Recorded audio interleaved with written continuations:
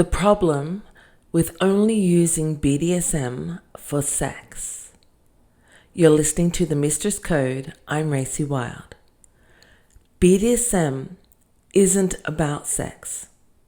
I repeat, BDSM isn't about sex.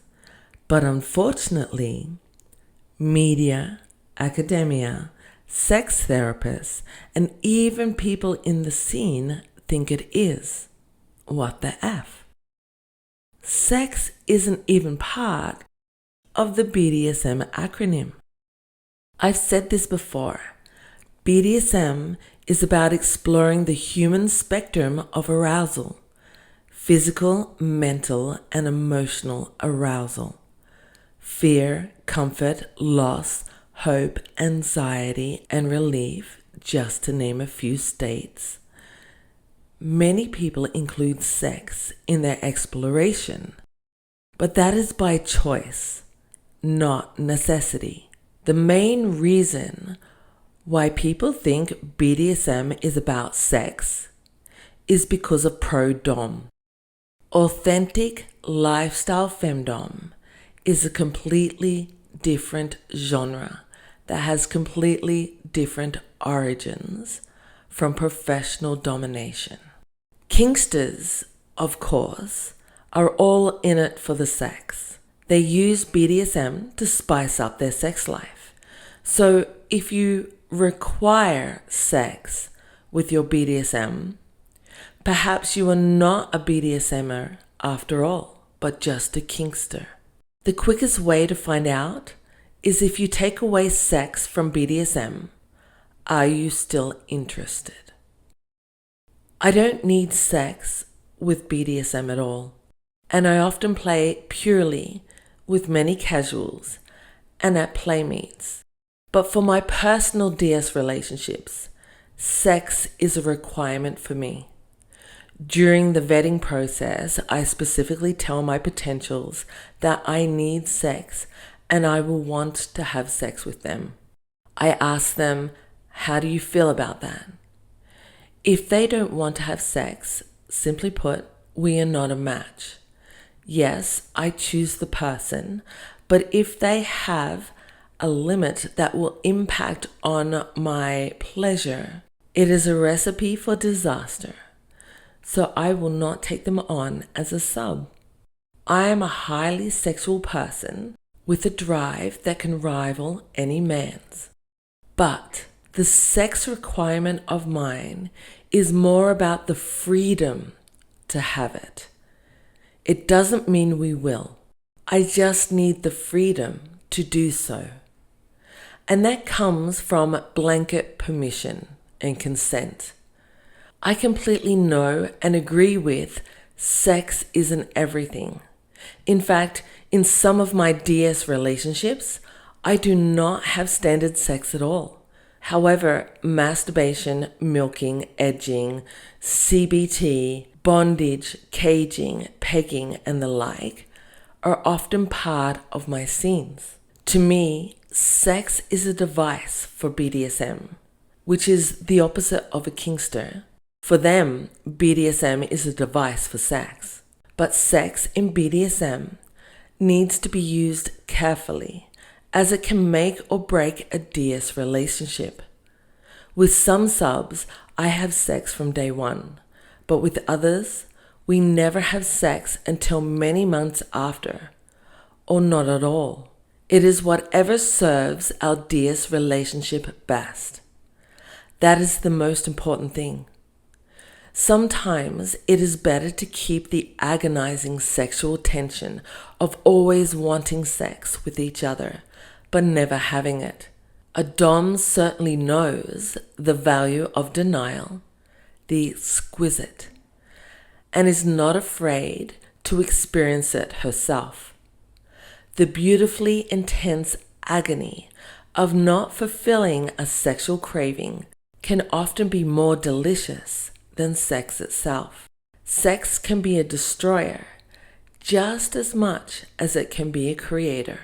Sex for a female can be tricky, as arousal is especially tied to her emotions and attachment. The release of oxytocin, the love hormone, during sex is about 5 times higher in women. That's a killer for someone like me. The last thing I want to do is fall in love with my submissives. But sometimes I have. When I was younger, it would get me into trouble all the time. But through the years, I have learned how to prevent it. Objectification is one of the ways.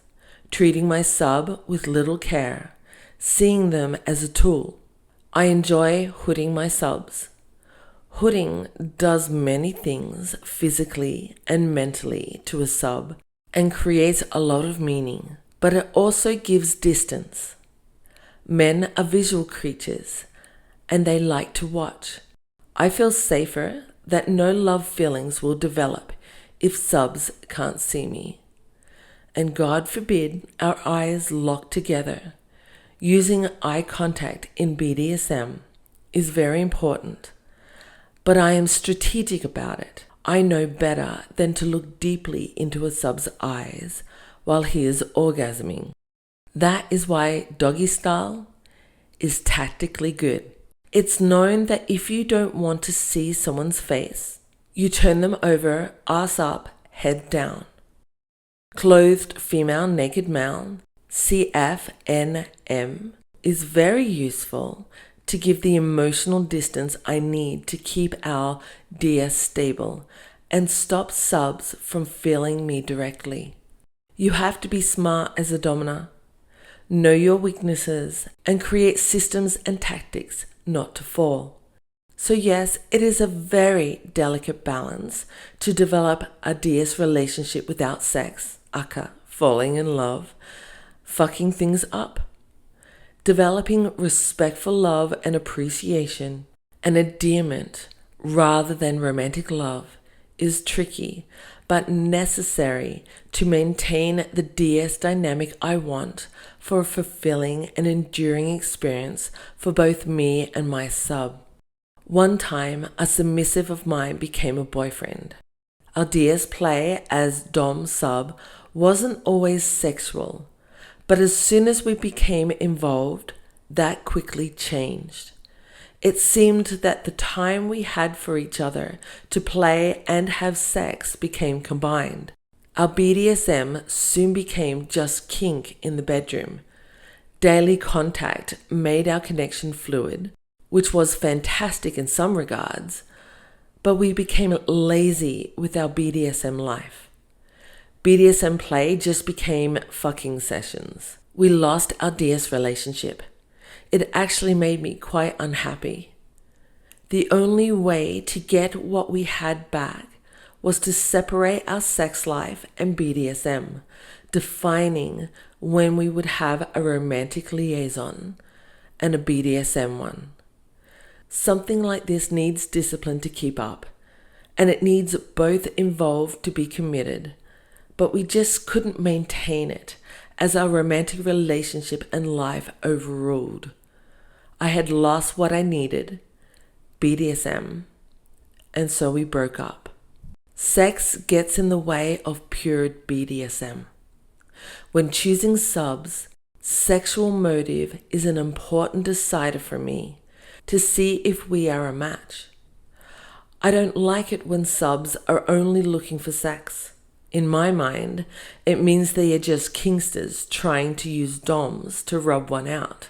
I only consider subs when their motive is to explore BDSM with me. Not just any dom, but me specifically, because they are attracted to my style of dominance.